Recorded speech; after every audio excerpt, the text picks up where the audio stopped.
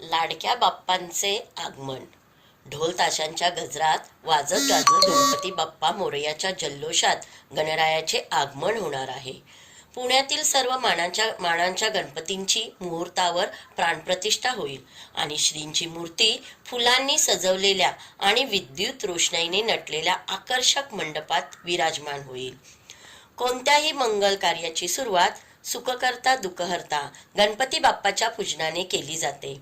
भाद्रपद शुद्ध चतुर्थीला भारतातील कोट्यावधी घरात गणपती बाप्पाची पार्थिव मूर्ती आणून पूजन केले जाते. प्राचीन काळापासून ही परंपरा अव्याहतपणे अखंडितपणे सुरू आहे. मात्र पार्थिव गणपती पूजा करण्यासाठी अनेकदा गुरुजी मिळत नाहीत. अशा वेळी गणपती बाप्पाची पूजा कशी करावी असा प्रश्न उपस्थित होतो.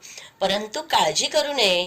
घरातील अतिशय सोप्या पद्धतीने मंत्रोच्चारासह पार्थिव गणपती पूजन करणे शक्य असते. आणि त्याचबरोबर मुहूर्ताच्या वेळी घरात मंडळामध्ये लाडक्या बाप्पांचे आगमन झाल्यानंतर शुभ मुहूर्तावर बाप्पांच्या प्रतिष्ठापनेची विधिवत आणि पारंपरिक पद्धतीने मनोभावे पूजा करावी. यामध्ये गणेशाच्या आगमनापासून ते मंत्र पुष्पांजली पर्यंतचे धार्मिक विधी करावेत आणि गणरायाचे आनंदाने आणि उत्साहाने स्वागत करावे.